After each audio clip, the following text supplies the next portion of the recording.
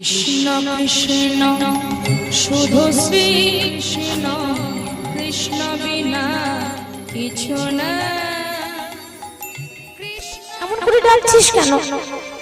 ছোট্ট ছেলে বলছে, মা আমি তোমায় কেন ডাকছি জানো? আর তো কোনোদিন ডাকতে পাবো না, তাই শেষবারের মতো তোমায় ডাকতে এলাম। আর তো কোনোদিন তোমার মুখটা দেখতে পাবো না,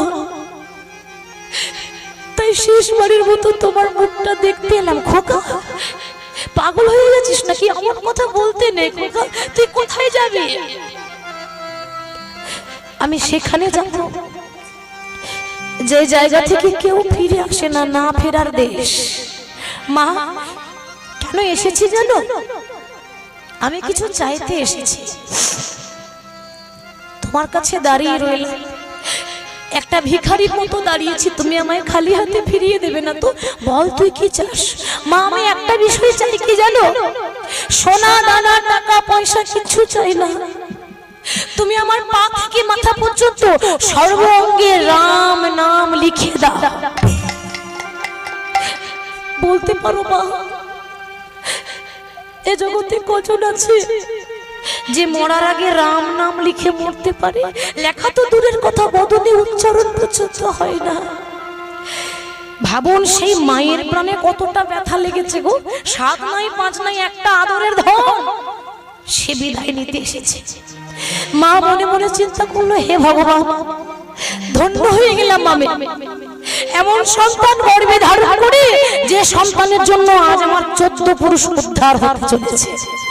মা হয়ে ছেলের পা থেকে মাথা পর্যন্ত রাম রাম রাম রাম। বাবা সব জায়গায় রাম নাম লিখলো, কিন্তু হয়তো বিধির বিধান দুঃখের কথা গলায় লিখতে ভুলে গেল। কেন? ভাগ্যের লেখা ভগবান পরিবর্তন করতে পেরেছে বাবা। যার যেভাবে মৃত্যু হবে, ভগবান মৃত্যু কোনোদিন আটকাতে পারে না, তার মৃত্যুটা সেইভাবে হবে। তো মা কিন্তু সব জায়গায় রাম নাম লিখেছে, গলায় লিখতে ভুলে গেল। আর মাকে প্রণাম করে ছেলে চলে যাচ্ছে। কেমন ভাবে, প্রভু আমি তো অনেক ছোট, জানি না আমি তোমার কাছে পৌঁছাতে পারবো কিনা, তবে আমি যদি তোমার কাছে যেতে না পারি, তুমি তো কাঙালের ঠাকুর, তুমি যেন নিজ গুণে কৃপা করে আমার হাতটা ধরে যেন পার করে নিও। ওগো দয়াল ঠাকুর, একবার বলে দাও রে, ওপারের ওই ঠিকানা,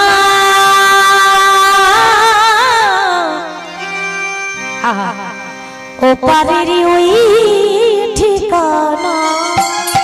তাই ঠাকুর প্রভু বলে দাও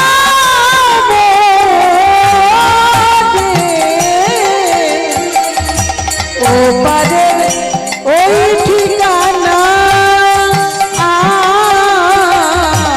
ওপারের ওই ঠিকানা।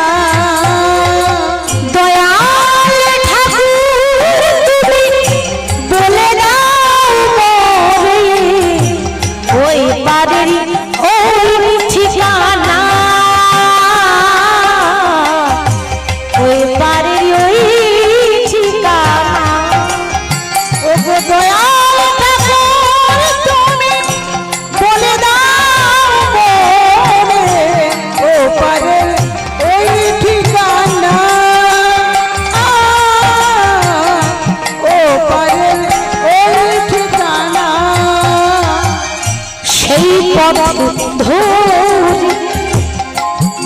একদিন চলে যাব আমি, থাকিবে না অজানা, ওই পারের ওই ঠিকানা, ওই পারের ওই ঠিকানা। ওগো দয়াল ঠাকুর প্রভু বলে দাও মোরে, ও পারের ওই ঠিকানা,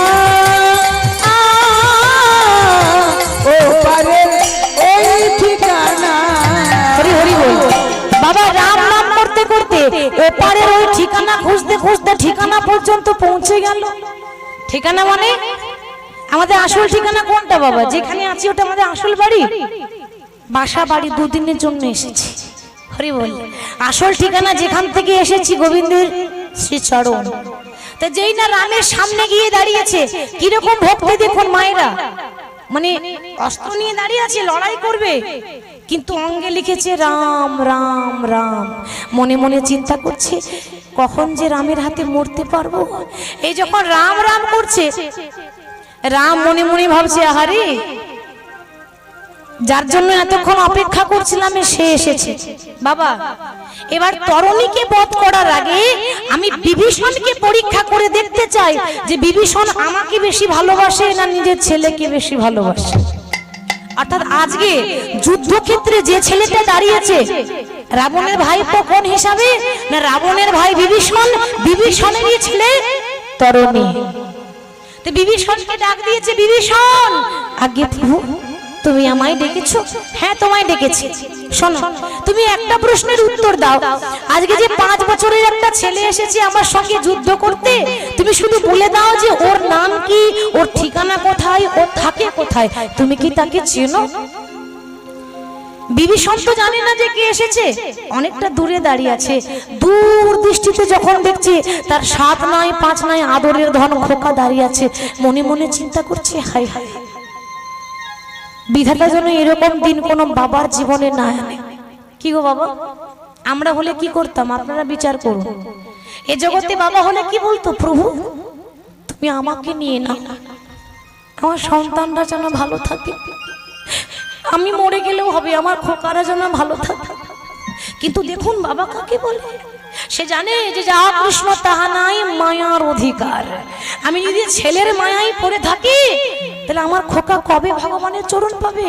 আজকে যেমন করে হোক আমি পরিচয়টা দেব না। কি হলো দাঁড়িয়ে আছো কেন? বলবে তো কি নাম তার, সে কোথা থেকে এসেছে? বিভীষণ বলছে প্রভু ওর নাম হলো তরুণী আর ও হচ্ছে রাবণের ভাইপো। বাবা একবারও বললো না যে আমার ছেলে, বলছে রাবণের ভাইপো। এটা তো সত্যি, দেখুন মিথ্যাও বলেনি আবার পুরোপুরি সত্যিটাও বলেনি, এমন ভাবে বলে দিল। আচ্ছা তুমি যখন এত কিছু জানো তখন এটাও বলে দাও যে ওর কোন জায়গায় আঘাত করলে ছেলেটা মরবে, আমি জায়গা খুঁজে পাচ্ছি না। বাবাকে জিজ্ঞাসা করছে।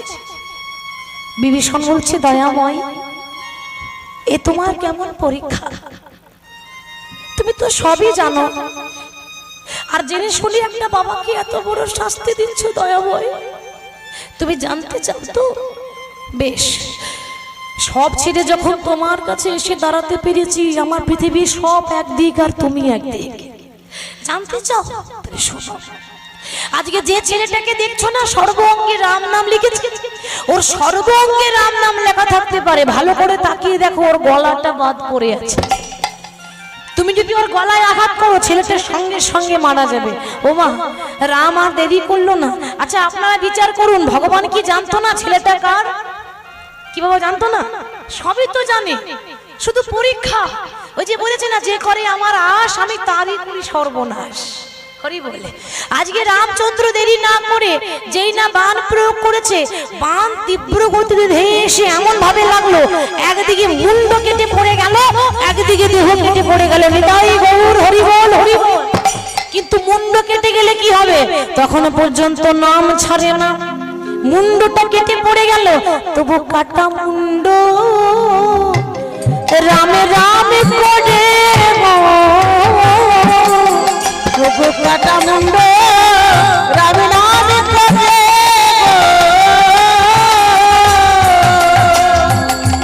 সে রামে নাম ছোড়।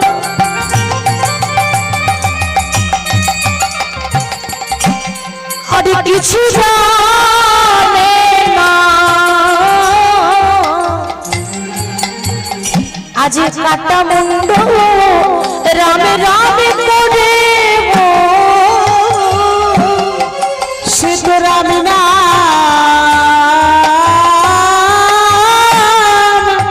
ছাড়া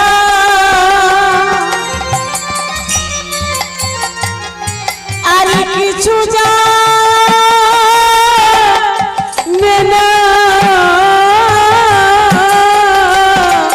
কাটা মুন্ড রামনাথ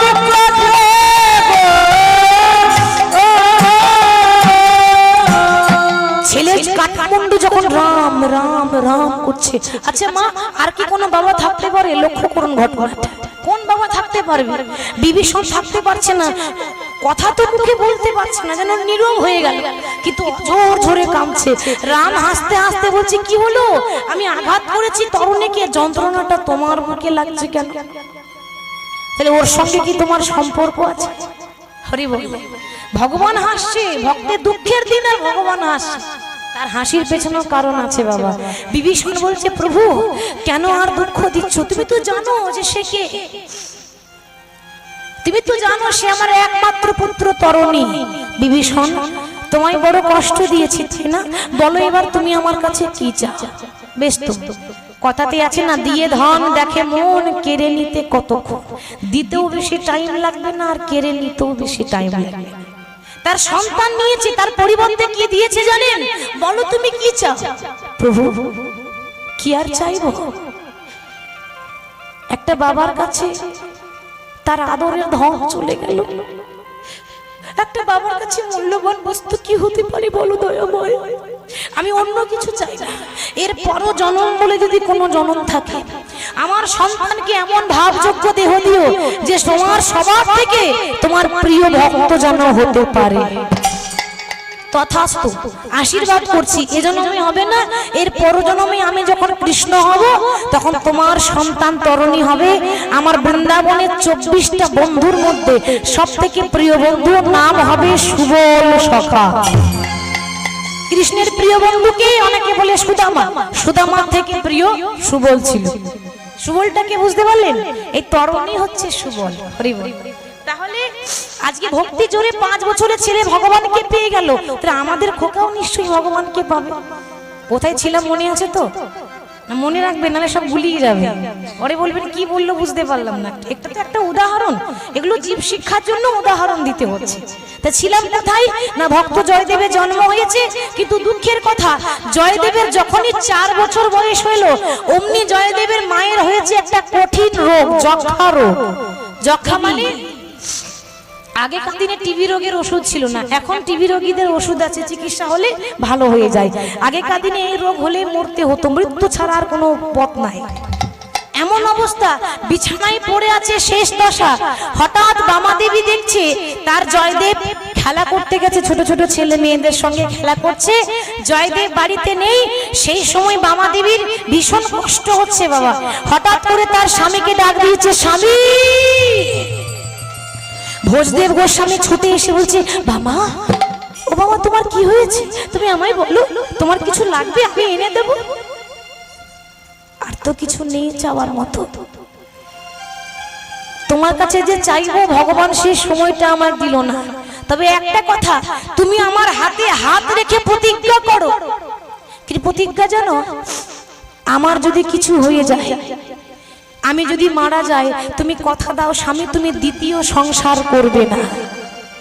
বামা আমি কথা দিচ্ছি দ্বিতীয় সংসার করব না। কেন বললাম জানো? দ্বিতীয় সংসার যদি করো সে তো সৎ মা হবে, সে তেমন ভাবে ভালোবাসবে না বাসবে না কোনো ভরসা আছে? আমি চাই না আমার ছোট্ট জয়া যেন অনাথ হয়ে যায়, আমি চাই না। কথা দাও তুমি জীবনেও আমার পরে আমি যদি মরেও যাই তুমি কোনোদিন দ্বিতীয় বিবাহ করবে না। আমার জয়দেবকে মস্ত বড় পণ্ডিত করবে, আমার জয়দেবকে কৃষ্ণ ভক্ত করবে। আর একটা নিবেদন কি জানো? ওগো যেদিন আমি থাকিব না আর যাব গো দূরে, সাঁঝের প্রদীপ জ্বালাই দিও কৃষ্ণ নামের সুর। আমি যদি থাকিব না যাব বহু দূরে, সাজের প্রদীপ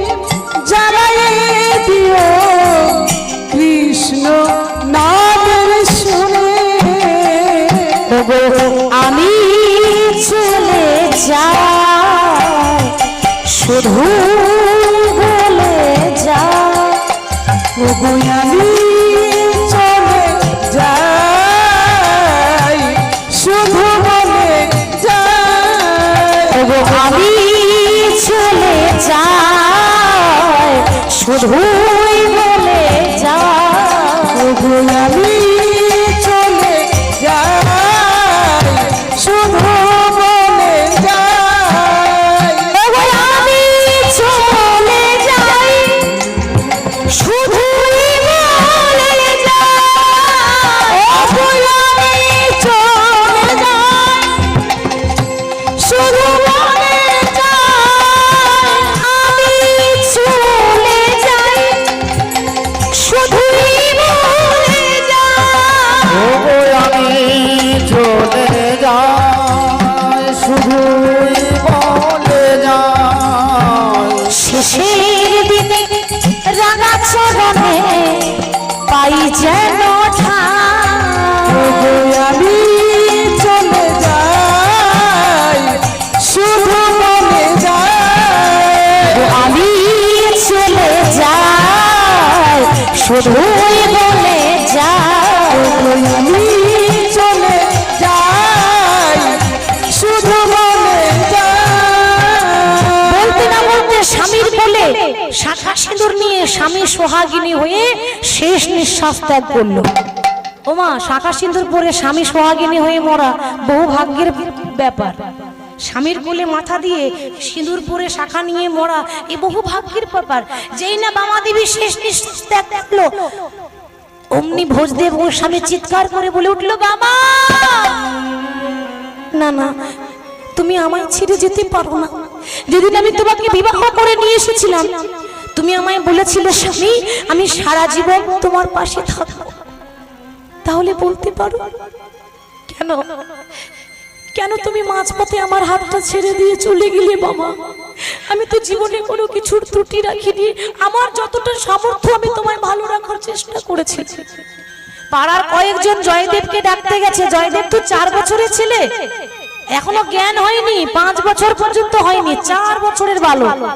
যখন খেলতে গেছে একজন ডাক দিয়ে বলছে, জয়া জয়া, মানে মা আদর করে নাম রেখেছিল জয়া।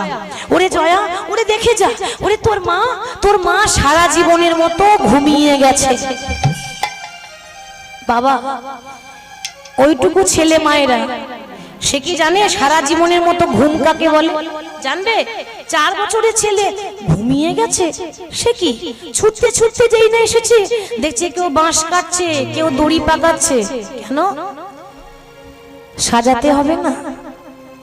আহারে, যতদূর বেঁচে আছি কত না দেহটা নিয়ে গর্ব করে কত না সাজসজ্জা করছি, দেখতে ভালো লাগবে বলে, তাই না মা? যখন দেহ থেকে প্রাণ পাখি উড়ে চলে যাবে সেদিন যে পোশাকটা পরে আছি এই কাপড়টা পর্যন্ত দেবে না। যে কাপড়টা পরে আছি না এই কাপড় পর্যন্ত খুলে নেবে। যেভাবে এসেছিলাম সেইভাবে যেতে হবে। তাহলে সাজাতে হবে তো বাঁশের দোলাই করে দড়ি দিয়ে বেঁধে। যেই না সাজাবো বলে সব তৈরি হচ্ছে অমনি জয়দেব ছুটতে ছুটতে গিয়ে মা তো বিছানায় পড়ে আছে, মাকে জড়িয়ে ধরে বলছে, মা মা কি হয়েছে তোমার? কথা বলো। দেখো তুমি না সব সময় জয়া জয়া করে ডাকতে, তোমার জয়া এসেছে মা, একটি বারের জন্য কথা বলো মা। সবাই বলে উঠলো, ওরে তোর মা যে কথা বলবে না, সারা জীবনের মতো বাক্য বন্ধ হয়ে গেছে। মা তুমি আমার উপর রাগ করে চলে গেলে মা, আমি তোমায় বড় কষ্ট দিয়েছি তাই না মা? মা যখন বেঁচে ছিল সব সময় মাকে বিরক্ত করতো, মা আমাকে এটা খেতে দাও, মা আমাকে ওটা খেতে দাও। ও মায়েরা, মা থাকতে মায়ের কদর দিতে পারি না, মা থাকতে মায়ের মূল্যটা দিতে পারি না, তাই না বাবা? মা যখন চলে যায় না সেদিন আমাদের চৈতন্য হয়ে যায় যে একজন আমাদের জীবন থেকে চলে গেল। আর যে চলে গেল সে জীবনের অর্ধেকটা অংশ ছিল। থাকতে জীবনে মায়ের কদর করতে পারলাম না। মা কাকে বলে জানেন? শুধু বেঁচে থাকতে যে সন্তানের মঙ্গল চাই তা নয়, শ্মশানে গিয়েও মায়ের আত্মা কেঁদে কেঁদে বলে, ওরে আমার যা হবে হোক, আমার খোকাদের যেন মঙ্গল হয়নি, তাই গৌর হরি বল। হরি বল হরি বল। মা তুমি একবার আমায় কোলে না, তুমি একবার আমায় জড়িয়ে ধরো, তোমার জয়া এসেছে মা। বাবা নিয়ে যাবার সময় হয়ে গেল, বলো হরি হরি বল বলো হরি হরি বল বলো হরি। হরি বল। চোখের সামনে বাঁশের দোলাই করে যখন জয়দেবের মাকে নিয়ে চলে যাচ্ছে, ছোট ছেলে তো 4 বছরের ছেলে, ওই মায়ের পেছন পেছন শ্মশানে যাচ্ছে। মা তুমি যদি চলে যাও তাহলে মা বলে আমি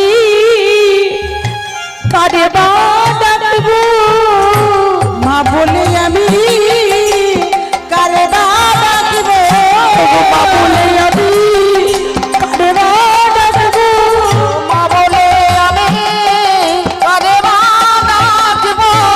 আমার মা বলে আরে কেউ নাই, আমি মা বলে আমি কারে বা ডাকবো, আমার মা ছাড়া আর কেহ নাই, মা বলে আমি কারে বা ডাকবো।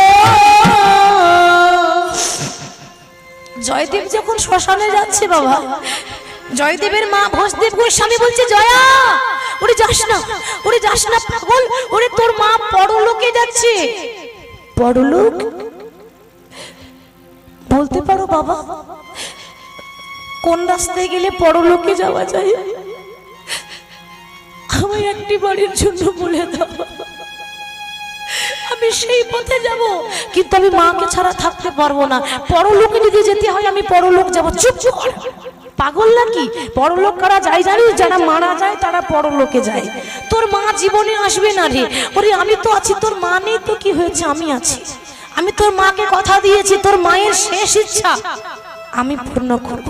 তোকে মস্ত বড় পণ্ডিত করব আর তোকে কৃষ্ণ ভক্ত করব। এই যে জয়দেবকে বুকে আগলে জড়িয়ে ধরেছে, দেখতে দেখতে জয়দেব 6 বছর বয়স হয়ে গেল। আজ এই না 6 বছর বয়স হয়ে গেছে। বাবা পণ্ডিত করতে গেলে তো লেখাপড়া করতে হবে, ঠিক তো? লেখাপড়া না করলে পণ্ডিত হবে? তাহলে 6 বছর বয়স হয়েছে জয়দেবের, তাই কি করেছে? 6 বছর বয়সে ওই কেন্দুলি গ্রাম থেকে 7 কিলোমিটার দূরে একটা গ্রাম আছে জামদহ পাঠশালা, এখনো আছে পাঠশালাটা। ওই জামদহ পাঠশালায় ভর্তি করেছে, কিন্তু এরকম রাস্তা নয়, কিন্তু জঙ্গলের পথ, মানে জঙ্গলের ভেতরে ভেতরে 7 কিলোমিটার যেতে হবে। তো নিয়ে যাচ্ছে পাঠশালায় ভর্তি করতে। কিরকম? সাদা ধুতি, কি বাবা আগেকার তো পোশাকটা আলাদা ছিল তাই না, বাবারা জানবে। সাদা ধুতি, সাদা পাঞ্জাবি, স্বরের কলম, কালির দোয়া, হরি বল, তাল পাতার পুঁতি বস্তায় ভরে বগলে ভরে নিয়ে ছেলেকে নিয়ে যাচ্ছে পাঠশালা। হরি হরি বল। কেমন ভাবে নিয়ে যাচ্ছে গো? প্রভুর নাম গাইতে গাইতে, পথ চলিতে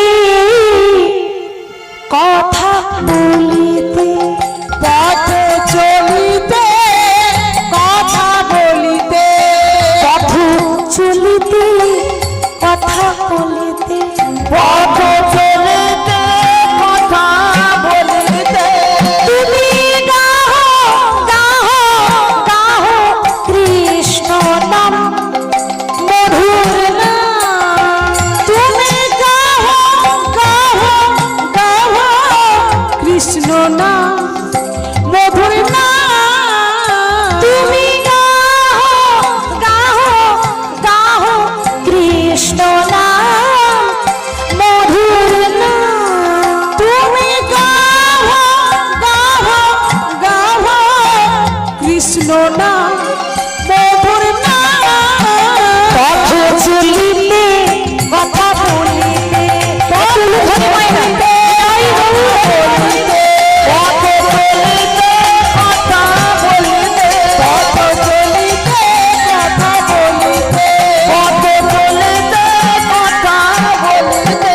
প্রভু নিঃশ্বাসে প্রভু বিশ্বাসে প্রভু বিপদে প্রভু সংকটে, কভু নিঃশ্বাসে কভু বিশ্বাসে কভু বিপদে কভু সম্পদে। নিঃশ্বাসে বিশ্বাসে বিপদে প্রভু সংকটে, কভু নিঃশ্বাসে কভু বিশ্বাসে কভু বিপদে কভু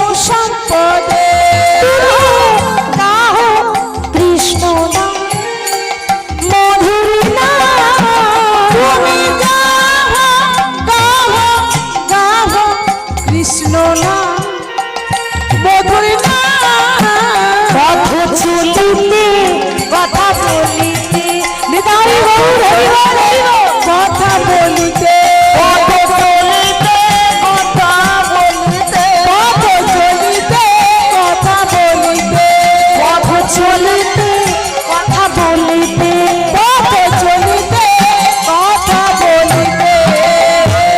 এইবার কি হলো দেখুন, জয়দেবকে 6 বছর বয়সে পাঠশালায় ভর্তি করে দিয়ে চলে এলো, লেখাপড়া করতে হবে তো, নাহলে পণ্ডিত এমনি হবে বাবা। এইবার হয়েছে কি, জয়দেব বাড়িতে এসে বলছে, বাবা আমি ওই যে 7 কিলোমিটার দূরে বনপথে পাঠশালা যাব, তা আমার যদি ভয় করে আমি পাঠশালা যাব না। ও মায়েরা, আমাদের ছেলে যখন লেখাপড়া করে না, আমরা কি করি, ধমক দিই না, পড়বি না বলছি পড়, কি গো বলি না, ওইভাবে ছেলে পড়বে না, আস্তে কায়দা আছে, বোঝাবার কায়দা আছে, এমন ভাবে বোঝাবেন যে একটা মূর্খ বুঝে যাবে, সেরকম কায়দা থাকা চাই। তো দেখুন, ধমক দিলে পড়বে না, দেখবেন আপনি ওই ছোট ছেলে মেয়েদেরকে যেটা বারণ করবেন সেটা বেশি করে করে না, এই বাবু ওটা করিস না, ওইটাই করবে। তাহলে এমন কায়দা করতে হবে ও একেবারে ভালোভাবে বুঝে নেবে। তাহলে বাবা কি করে বোঝাচ্ছে দেখুন ছেলেকে, বাবা দেখছে ছেলে যদি ভয় করে তাহলে লেখাপড়া আর হবে না, তাহলে ভয়টাকে ওকে বের করতে হবে, ধমক দিলে হবে না যে কেন পড়বি না, আগে ওর ভয়টা বের করতে হবে। তো বলছে, খোকা এই শোন, ওই জঙ্গলের পথে যখন পাঠশালা যাবি না, তোর যদি ভয় করে কিছুতেই ভয় করবি না, কেন জানিস, ওই বনি না তোর একটা বন্ধু আছে রে, বন্ধু আছে। আচ্ছা বাবা কি নাম গো, না তোর বন্ধুর নাম হলো মধুসূদন। যখনই ভয় লাগবে 3 বার মধুসূদন মধুসূদন মধুসূদন বলে ডাকবি, দেখবি তোর বন্ধু আসবে আর তোর ভয় থাকবে না। হরে কৃষ্ণ। বাবা শুধু সান্ত্বনা দিচ্ছে, এটাই যে ভবিষ্যতে সত্যি হয়ে যাবে বাবা নিজেও জানে না, ছেলেকে শুধু সান্ত্বনা দিচ্ছে, খোকা কিছুতেই ভয় করবি না। এবার পরের দিন যেই না জয়দেব পাঠশালা যাচ্ছে, যেতে যেতে যেতে যেতে 7 কিলোমিটার জঙ্গল, তো সবে 3 কিলোমিটার গেছে আর ছেলে থরথর করে কাঁপতে শুরু করেছে। ও মায়েরা, জঙ্গল মানে ভয় পাবে না, কত বনে বাঘ আছে, ভালুক আছে, জন্তু জানোয়ার আছে, সবারই ভয় পাবে, আমাদেরই ভয় পাবে। ওইটুকু ছেলে 6 বছরের শিশু, তা যখনই ভয় পেয়েছে বাবা কি বলেছে গো, বনে একটা বন্ধু আছে। তাহলে কোথায় সেই বন্ধু, আমি একবার ডেকে দেখি। আচ্ছা প্রথমে এই দিকে ডাকি, কেমন, মধুসূদন কই, এদিকেও তো নেই, তাহলে একবার এদিকে ডাকি, মধুসূদন, এদিকেও তো নেই, তাহলে এদিকে ডাকি, মধুসূদন। আর যেই না জয়দেব গোস্বামী 3 বার মধুসূদন মধুসূদন বলে ডেকেছে, বৈকুণ্ঠের নারায়ণের আসন টলমল টলমল করছে। কি শিশু এত সুন্দর নিষ্পাপ, মনে কোনো পাপ নেই, মনে কোনো হিংসা নেই। বাবা দেখবেন শিশুদের মনে কোনো হিংসাই থাকে না, থাকে কি কোনো কুটিলতা থাকে, মা ছলা কলা থাকে। মানুষ যত বড় হয় তত ছলা খলা শেখে, তত ছলনা নাটক অভিনয় শেখে, বাচ্চারা কখনো পারে না এগুলো করতে, তাদের মন পরিষ্কার। তাই কে ডাকছে, ও তো ওই ছোট্ট জয়দেব আমাকে ডাকছে, বেশ। তো ও যখন বন্ধু ভেবেছে আমি বন্ধু হয়েই ধরা দেব। এবার জয়দেবের বয়স কত বলেছিলাম, 6 বছর। ভগবান কি করেছে না, একটা 5 বছরের রাখাল সেজেছে, রাখাল বালক, ওই বনে বনে গরু চড়াই সেই রাখাল। মনে মনে চিন্তা করছে, আমি যে যাব, তো এত তাড়াতাড়ি দেখা দিলে হবে, আমি একটা কাজ করি, আগে বাঁশিটি বাজিয়ে দিই, দেখি শুনতে পাই কিনা। এবার ভগবান 5 বছরের বালক সেজে মধুর বাঁশি বাজিয়ে দিচ্ছে। কি বাজাই, এত সুন্দর বাঁশি কি বাজায়, আহা এত সুন্দর বাঁশি বাজছে, আমার কি মনে হচ্ছে জানো, জয়দেব শুনছে, পেছনে বাঁশি বাজছে, আর এই বাঁশি শুনে আমার কি মনে হয় জানো, এখনো সেই বৃন্দাবনে ওই যে বাঁশি বাজে বাজে রে, এখনো সেই বৃন্দাবনে বাঁশি বাজে বাজে রে, এখনো সেই বৃন্দাবনে বাঁশি বাজে বাজে রে, এখনো সেই বৃন্দাবনে বাঁশি বাঁশি বাজে বাজে রে,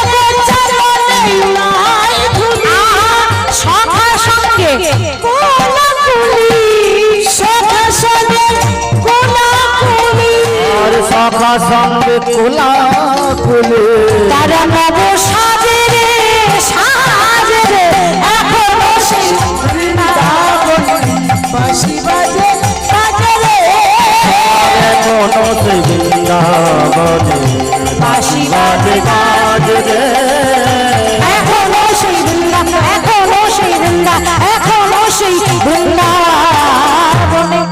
ও মায়েরা, বাঁশি তো শুনতে পাচ্ছি কিন্তু বাঁশিওয়ালা কই? সে কি, তাহলে কি আমি ভুল শুনলাম? না, তার মানে বাবা আমাকে মিথ্যা কথা বলেছে। আমি 3 বার ডাকলাম, একেবারে হৃদয় থেকে ডেকেছি, কিন্তু কোথায় সেই মধুসূদন? এখানে কোনো মধুসূদন নেই। বাবা সম্পূর্ণ মিথ্যা কথা বলেছে। আমি আর পড়াশোনা করব না, আমি ঘুরে বাড়ি যাব, আর পাঠশালা যাব না। বাবা জয়দেব কিন্তু রাগ করে, ছোট ভক্ত রাগ করে পাঠশালা না গিয়ে যেই না রাগ করে ঘর চলে যাচ্ছে, অমনি পেছন থেকে একজন ডাকছে, দাদা গোসাই। কে ডাকছে মায়েরা? ভগবান।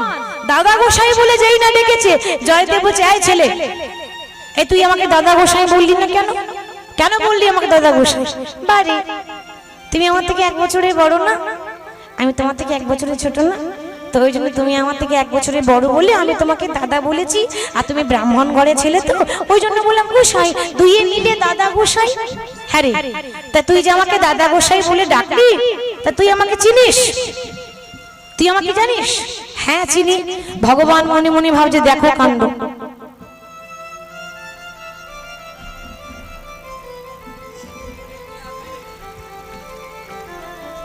হরে কৃষ্ণ। ভগবান মনে মনে ভাবছে, দেখো কাণ্ড, আমি চিনবো না, এই জগৎটা সৃষ্টি করছি আমি, আর আমি চিনবো না? হরি বল হরি বল। শোনো, আমি চিনি, তোমার নাম হলো জয়দেব গোস্বামী। কাপড়টা পুড়ে যাচ্ছে, একটু সাইড করো। হ্যাঁ, তোমার নাম হলো জয়দেব গোস্বামী। আস্তে একটু লক্ষ্য করুন মা।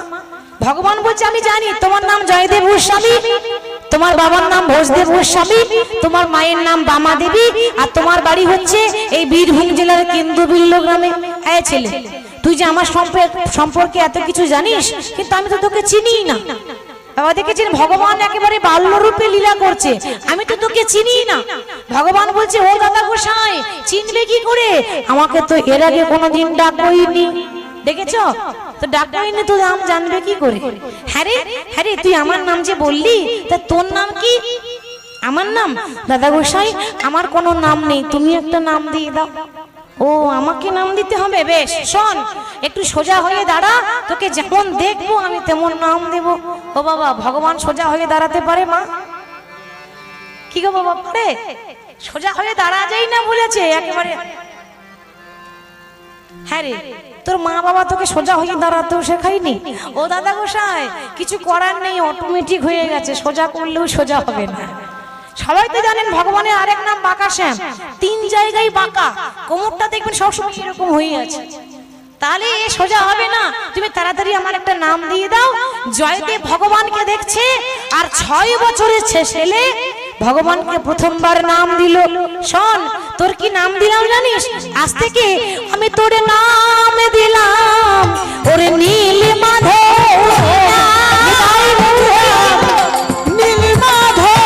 নাম দিলাম নীল মাধব, তোর নাম দিলাম নীল মাধব। কিন্তু এই তুই আমার থেকে 1 বছরের ছোট, আর 1 বছরের ছোট বলে আমি তোকে মাধু বলে ডাকিব। আমি তোর নামে দিলাম নীল মাধব, মাধু বলে ডাকিব। আমি নামে দিলাম নীল মাধব, তোর মাধু বলে ডাকিব। আমি তোর নামে দিলাম নীল মাধব বলে ডাকবো আমি, নাম দিলাম নীল মাধব।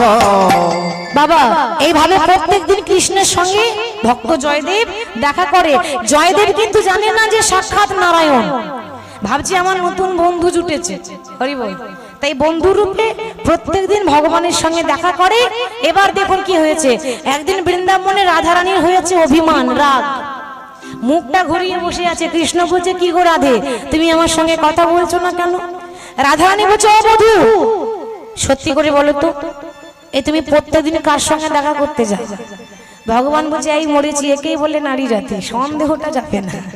আরে বাবা, আমি কার সঙ্গে দেখা করতে যাই তুমি জানো না? আমি আমার ভক্তের সঙ্গে দেখা করতে যাই গো। ভক্ত, বেশ বেশ, তা না আমি মানলাম।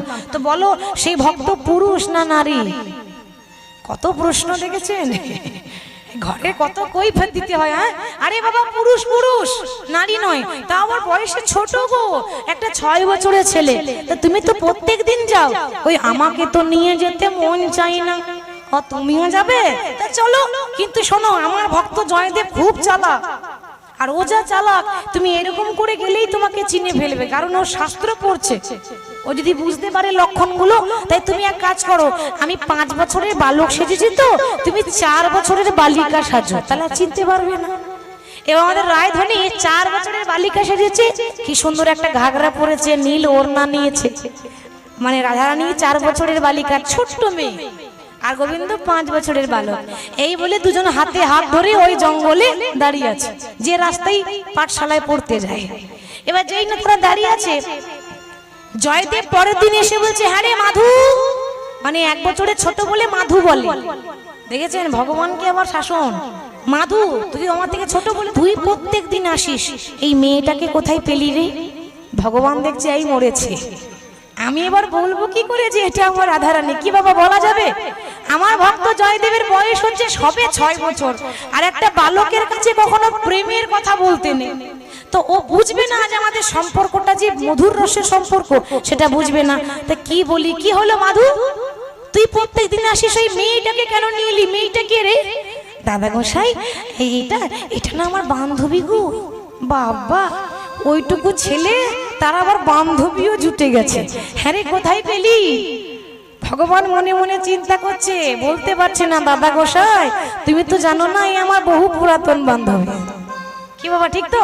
সেই সত্যযুগ থেকে, হরি বল, সেই লক্ষ্মী নারায়ণ, সেই রাম সীতা, সেই রাধা কৃষ্ণ। তো তুমি তো জানো না, এ আমার বান্ধবী গো। আচ্ছা, তো তুই এলি, তোর বান্ধবীকে কেন নিয়ে এলি? দাদা গোসাই, আমার বান্ধবী আমায় বললো যে তোমার দাদা গোসাই তোমার নাম দিয়েছে নীল মাধব, তো একটু আমার নামটা দিয়ে দিতে বলো। মানে আমার বান্ধবীরও আমার নাম নেই। যা বাবা, এ কি সমস্যা? তোর নাম ছিল না, আমি নাম দিয়েছি। ভগবানের তো 108টা নাম, ঠিক তো? তো ভগবান 108টা নাম নিজে রেখেছে। এই নামগুলো ভগবানের নিজের রাখা বাবা। সব ভক্তরা একটা করে নাম দিয়েছে। আর কৃষ্ণ কালো বলে রাধারানী আদর করে ডাকতো কালো সোনা, মানে কালো ছিল তো ওই জন্য। তা সবাই একটা করে নাম দিয়েছে। তা তুমি যেমন আমার নাম দিয়েছো নীলমাধব, তুমি আমার বান্ধবীর একটা নাম দিয়ে দাও। বেশ, তোর বান্ধবী যেমন দেখতে, তাতে আমার কি মনে হয় জানিস? কোন নামটা ঠিক হবে জানিস?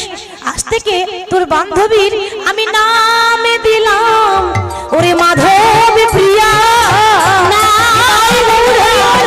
মাধব প্রিয়া, নাম দিলাম মাধব প্রিয়া, তোদের নাম দিলাম মাধব প্রিয়া। নাম দিলাম মাধব প্রিয়া, তোর নাম নীল মাধব। আরে তোর বান্ধবী, এই যে তোকে বলছি, রাধারানীকে তুই তুই করছে বাবা। জয়দেব তো জানে না যে কে। তোর নাম দিলাম মাধব প্রিয়া, ওর নাম দিয়েছে নীল মাধব, তোর নাম মাধব প্রিয়া। ভগবান মনে মনে ভাবছে, আহারে, হাসছে মনে মনে। এই না হলে ভক্ত, ও মায়েরা দেখেছেন কি সুন্দর একেবারে রাজ্যটক নাম দিয়েছে। আমি নীল মাধব, আর হলো মাধব প্রিয়া। মনে মনে ভাবছে, দাদা গো, তুমি তো জানো না, ও তো মাধবেরই প্রিয়া গো। মাধবেরই প্রিয়া গো, মাধবেরই প্রিয়া, ও তো মাধবের প্রিয়া গো। তুমি নামে দিলে মাধব প্রিয়া, ও তো মাধবেরই প্রিয়া গো। মাধব প্রিয়া, মাধবের প্রিয়া, তুমি নাম দিলে মাধব প্রিয়া, ও তো মাধবেরই প্রিয়া। তুমি নাম দিলে মাধব প্রিয়া, মাধবেরই প্রিয়া গো। এইভাবে রাধা কৃষ্ণের সঙ্গে প্রতিদিন খেলা করে বাল্য রূপে, শিশু রূপে। আর ভগবানও ভক্তের সঙ্গে লীলা করে। এই দেখা করতে করতে জয়দেবের যখন 11 বছর বয়স হলো বাবা, সেই 11 বছর বয়সে জয়দেব হয়েছে মস্ত বড় পণ্ডিত। 11 বছর বয়সে পণ্ডিত মানে যে যা বলে শাস্ত্রের কথা সব উত্তর দিয়ে দেয়।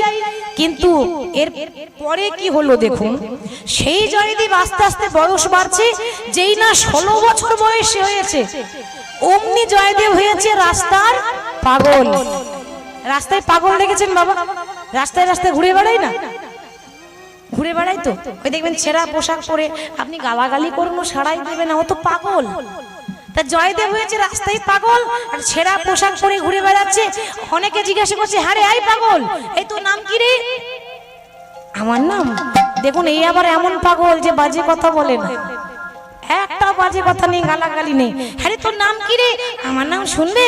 তবে শোনো, আমার নাম হলো হরে কৃষ্ণ রাম কৃষ্ণ কৃষ্ণ রাম হরে কৃষ্ণ রাম কৃষ্ণ কৃষ্ণ রাম হরে কৃষ্ণ কৃষ্ণ রাম হরে কৃষ্ণ রাম কৃষ্ণ কৃষ্ণ রাম হরে কৃষ্ণ রাম কৃষ্ণ কৃষ্ণ রাম হরে কৃষ্ণ রাম কৃষ্ণ কৃষ্ণ রাম হরে কৃষ্ণ রাম কৃষ্ণ কৃষ্ণ রাম হরে কৃষ্ণ রাম কৃষ্ণ কৃষ্ণ রাম। ও তোর নাম হরে কৃষ্ণ রাম? আচ্ছা বেশ। হ্যাঁ রে পাগল, তোর বাবার নাম কি রে? আমার বাবার নাম শুনবে? আমার বাবার নাম শুনবে? তবে শোনো, হরে কৃষ্ণ রাম আমার বাবার নাম, হরে কৃষ্ণ রাম আমার বাবার নাম, হরে কৃষ্ণ রাম আমার বাবার নাম, হরে কৃষ্ণ রাম আমার বাবার নাম, হরে কৃষ্ণ রাম আমার বাবার নাম, হরে কৃষ্ণ রাম আমার বাবার নাম, হরে হরে কৃষ্ণ রাম আমার বাবার নাম, হরে কৃষ্ণ রাম আমার বাবার নাম। এ তো সাংঘাতিক পাগল। কি গো মায়েরা, এ কেমন পাগল? তা তোর নাম হরে কৃষ্ণ নাম, তো বাবার নাম হরে কৃষ্ণ নাম? হ্যাঁ। আচ্ছা বেশ, তোর মায়ের নাম? আমার মায়ের নাম হরে কৃষ্ণ রাম আমার মায়ের নাম, হরে কৃষ্ণ রাম আমার মায়ের নাম, হরে কৃষ্ণ রাম আমার মায়ের নাম, হরে কৃষ্ণ রাম আমার মায়ের নাম, হরে কৃষ্ণ রাম আমার মায়ের নাম, হরে কৃষ্ণ রাম আমার মায়ের নাম, হরে কৃষ্ণ রাম আমার মায়ের নাম, হরে কৃষ্ণ রাম আমার মায়ের নাম। আচ্ছা বেশ বেশ, তোর বাবার নাম হরে কৃষ্ণ নাম, তোর মায়ের নাম হরে কৃষ্ণ নাম, তোর নাম হরে কৃষ্ণ নাম। হ্যাঁ রে, তোর গ্রামের নাম কি? হরে কৃষ্ণ রাম। গ্রামের নামও হরে কৃষ্ণ রাম। আচ্ছা পোস্ট অফিস? হরে কৃষ্ণ রাম। আচ্ছা বেশ। আচ্ছা থানা তো আছে? হ্যাঁ, হরে কৃষ্ণ রাম। আরে বাবা কি পাগল, জেলার নাম কি? হরে কৃষ্ণ রাম। হাজার প্রশ্ন একটাই উত্তর দিচ্ছে, কেন? আপনাদের মনে প্রশ্ন যাচ্ছে না? একটা জিজ্ঞাসা হবে তো যে এটা কেন হলো। ওই জয়দেব যে ভগবানের প্রিয় ভক্ত, যে প্রত্যেকদিন ভগবানের সঙ্গে দেখা করে, সে ছেলেটা 16 বছর বয়সে পাগল হলো কি করে? হবে না, আগে থেকে কথা হয়ে আছে তো, ভগবানের সঙ্গে আগে থেকে চুক্তি হয়েছিল। কখন জানেন? তাহলে বলি, আগের জন্মে জয়দেব কে ছিল? সত্যযুগে আমাদের ভারতবর্ষে একটা রাজা ছিল, যে রাজার নাম হলো মানধাত্তা। মানধাত্তা নাম শুনেছেন? মায়েরা বলি, হয়তো মনে পড়ছে না, মনে পড়াচ্ছি। কেউ দেখবেন একটা পুরনো মডেলের শাড়ি পরে, তখন কি বলি, আর কাপড় পেলি না, সেই মানধাত্তা আমার কাপড়টা পরে চলে এসেছিস। কি গো মা বলে তো, একটা মানধাত্তা আমলে পোশাক পরেছে, একটা নতুন স্টাইলে পরতে পারতিস। তো মানধাত্তা মানে পুরাতন। তো ভারতবর্ষের পুরাতন রাজা মানধাতা, সেই মানধাতার একমাত্র ছেলে মুচকুন্দ। এই মুচকুন্দ শরীরে মানে 100টা রাক্ষসকে বধ করতে পারবে সেরকম বল আছে, খুব শক্তিশালী। দেবতারা তো বড্ড চালাক।